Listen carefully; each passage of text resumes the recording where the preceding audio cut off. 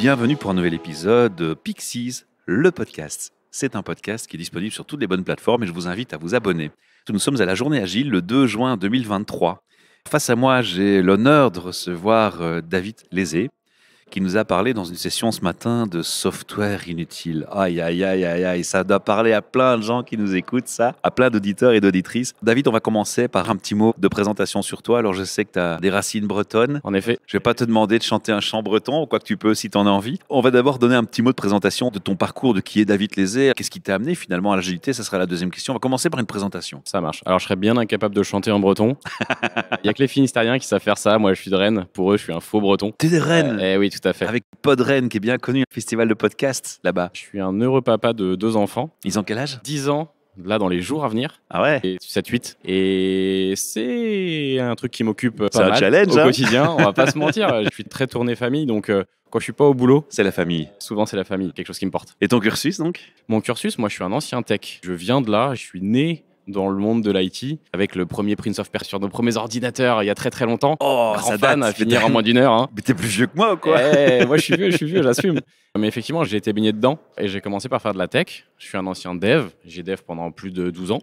Et après, j'ai fait une bascule vers l'agilité parce que j'étais pas toujours satisfait du cadre. Donc ça part d'un constat et on se dit je veux corriger le tir. J'ai envie d'être acteur. J'ai envie de pas juste râler dans mon coin, T'as pas un côté créatif? si un petit peu, et vouloir, voilà, challenger tout ça et essayer d'être un acteur du changement. Et c'est ce qui m'a fait effectivement basculer vers ce joyeux monde qu'est l'agilité. Alors maintenant je comprends mieux aussi, hein, la question c'est l'être, pourquoi t'attaquer au software? Parce qu'avant le software, il y a peut-être encore des tas de choses à changer pour l'agilité. Et je crois qu'effectivement le terrain est assez large pour qu'il y ait plein d'acteurs sur différents thèmes. Tu t'es focalisé sur le soft ou c'est pas que ça? Première partie de la question. Ouais, tout à fait.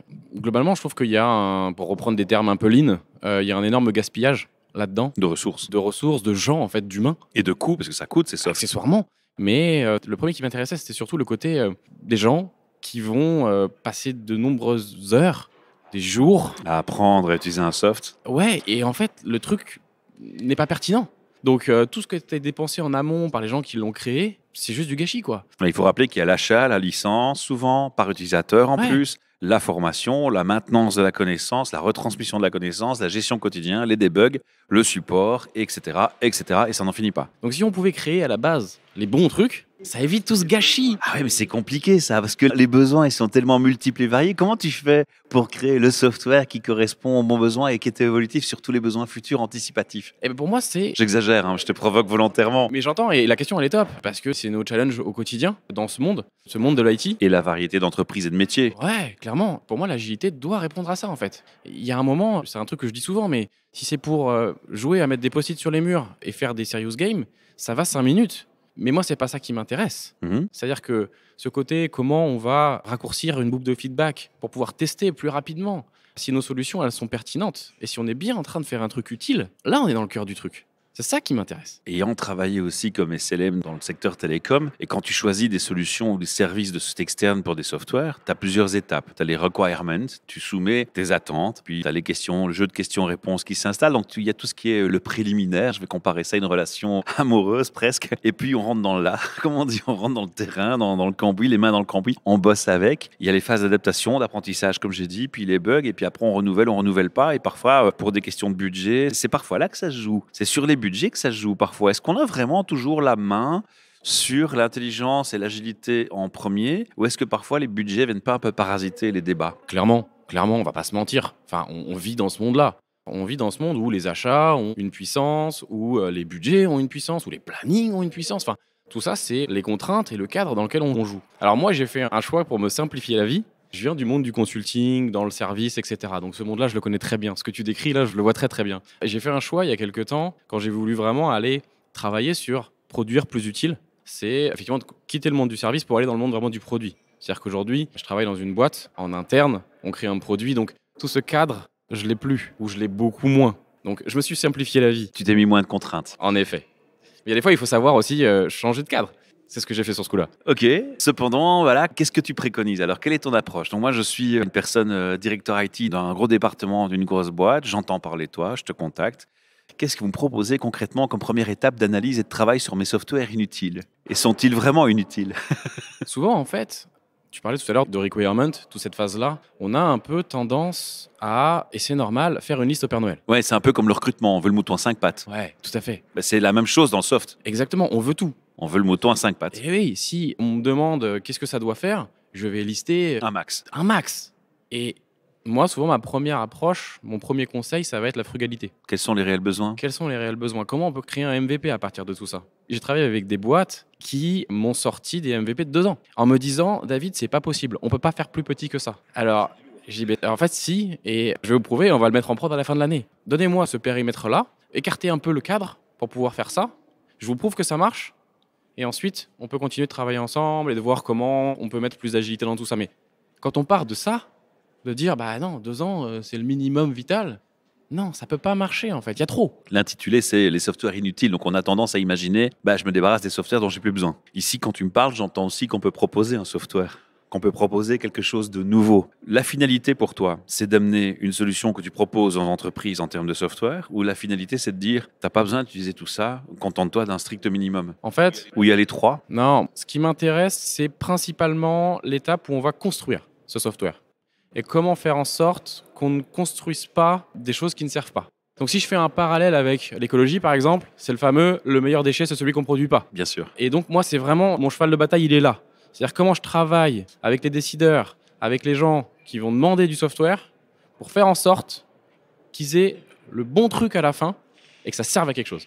Est-ce que du coup, la réponse de l'IT manager, c'est pas oui, mais en fait, finalement, je vais me débarrasser d'un outil pour en prendre un nouveau? Alors souvent, moi, je suis intervenu au moment où, de toute façon, la demande, elle est là. Oui. Il y a une demande pour un logiciel. Donc, on va de toute façon être dans l'achat de nouveau. Voilà. Comment faire en sorte qu'on ne perde pas du temps, de l'argent, des ressources, de la capacité, enfin, bref, comment on devient plus frugal pour faire moins de déchets? C'est quoi le seuil de résistance qui arrive en front et en finale? La plupart du temps, et ça va être le cas dans la plupart des démarches agiles, ça va être un frein plus au niveau achat Encore une fois, on n'en dévie pas, hein. qui nous explique qu'en gros, il faut s'engager sur un périmètre et un délai. Et déterminé, ouais. Et tout ça déterminé.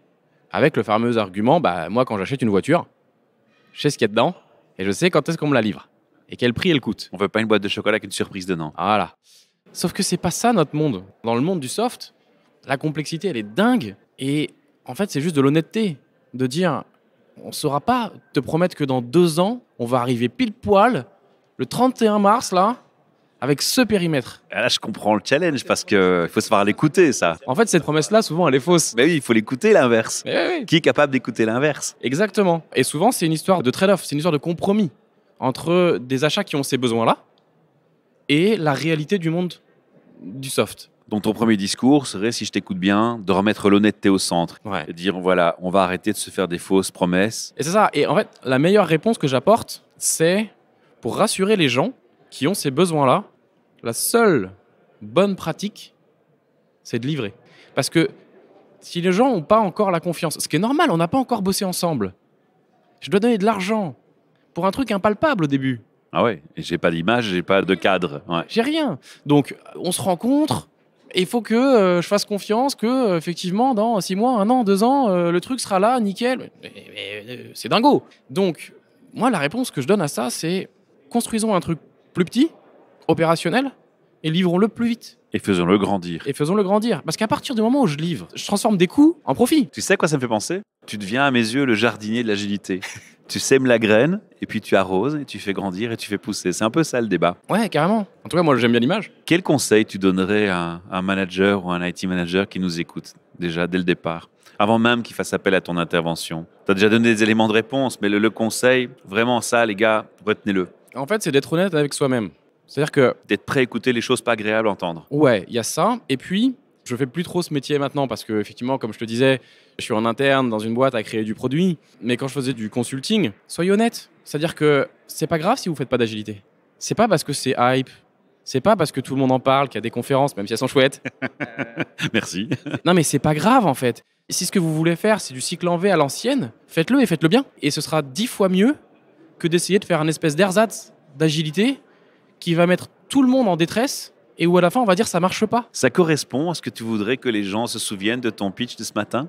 Ou est-ce qu'il y a d'autres choses que tu voudrais qu'ils retiennent? En fait, ce que j'aimerais... C'est de faire un résumé de ce qui était important à retenir de ce qui s'est passé ce matin dans ton partage. Ouais, tout à fait. Alors, j'ai des interventions qui sont volontairement provocatrices. J'aime ça, t'as remarqué. Je préfère ne pas être aimé par certains que de passer totalement, d'avoir un discours lisse. Ça ne me parle pas, moi. On joue pas les bisounours. Non. Donc, en fait, quand j'interviens, j'essaye juste d'ouvrir les esprits en disant, il n'y a pas une seule façon de travailler, il n'y a pas une seule façon de faire de l'agilité, de faire du soft, de résoudre des problèmes.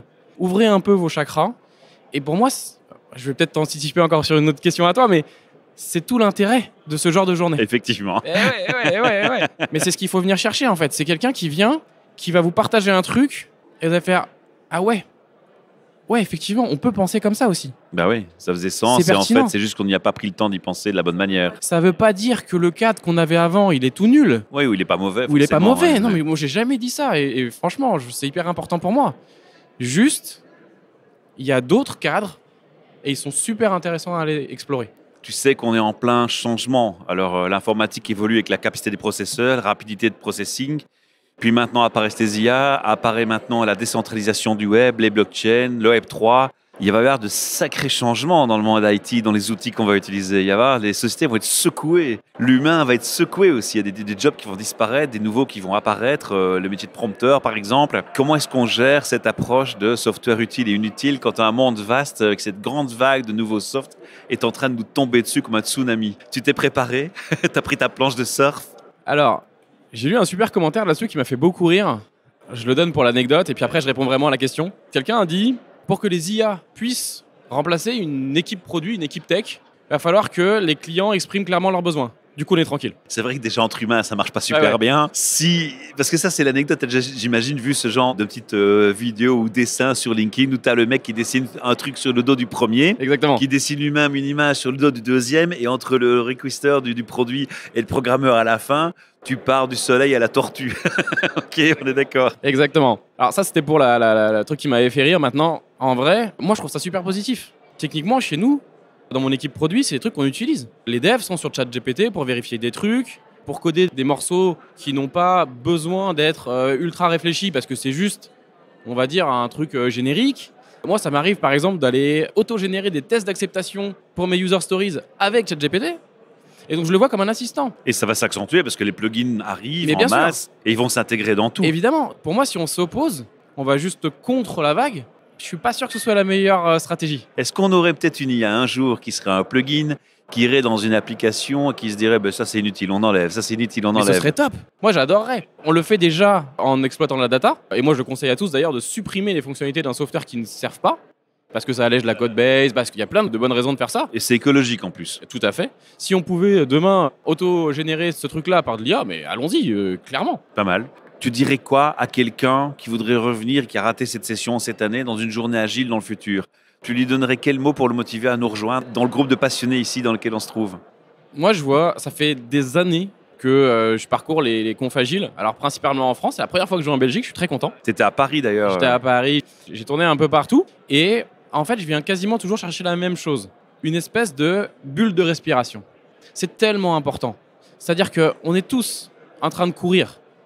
Et il y a un moment, c'est s'autoriser à arrêter de courir pendant une journée, 2 journées, prendre de la hauteur pour mieux repartir après. Alors oui, quand ça fait 10 ans qu'on va en conf comme moi, ça arrive que je passe à côté de certaines conférences ou que j'ai déjà vu des trucs, etc. Et pourtant, j'ai toujours le même plaisir à y aller parce qu'il y a cette bulle, cette capacité à prendre de la hauteur et de se dire « Ok, en fait, là, je crois que je suis bien sur ça. » Mais non, On peut s'améliorer. je peux encore faire mieux là, je peux encore faire mieux là. Et c'est incroyable. Donc, faites-le pour ça.